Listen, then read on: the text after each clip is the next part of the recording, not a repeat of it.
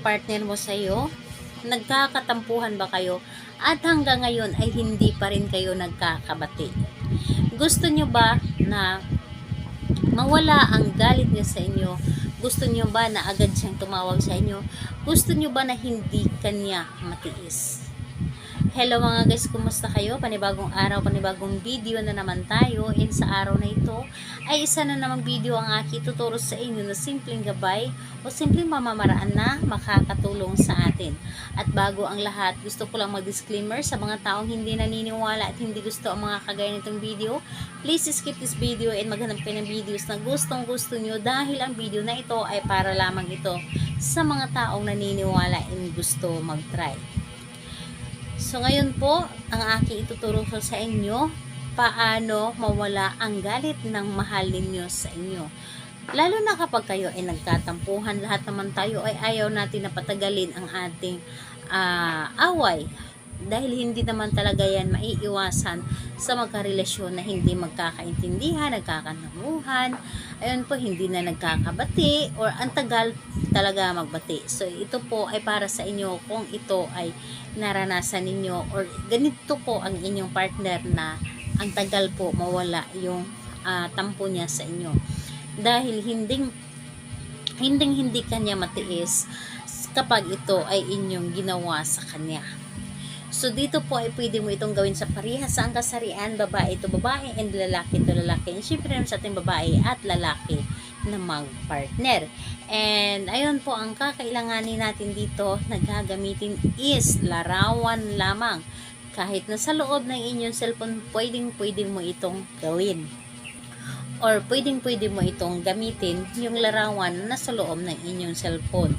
So, ayun po, kapag yun lamang yung gagamitin natin is larawan lamang talaga ni partner. So, dapat yung larawan niya na clear po to.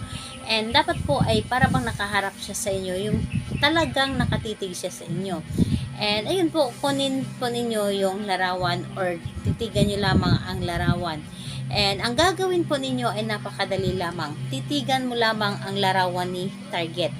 Titigan mo lamang ang larawan ni target na may buong pagmamahal. Yes po.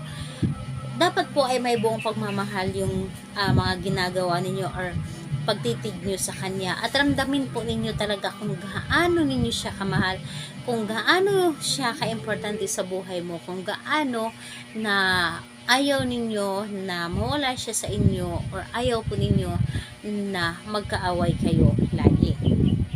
So, ganito po ang inyong gagawin. Titigan mo lamang siya at kausapin. Kung ano man yung nasa loob po ninyo, yung nasa puso po ninyo, yun ang sasabihin mo sa kanya.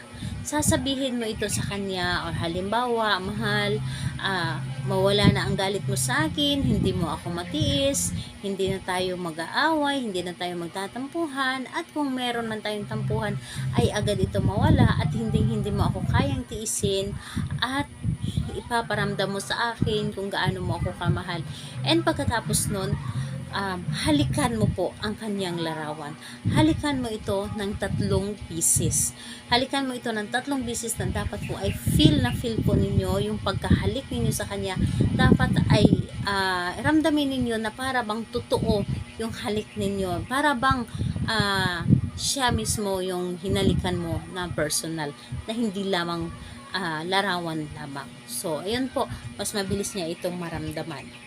And ayun po, pagkatapos nun ay ayaan nyo na yung larawan niya, and kung gusto ninyong gawin anytime, pwede po ninyo itong gawin.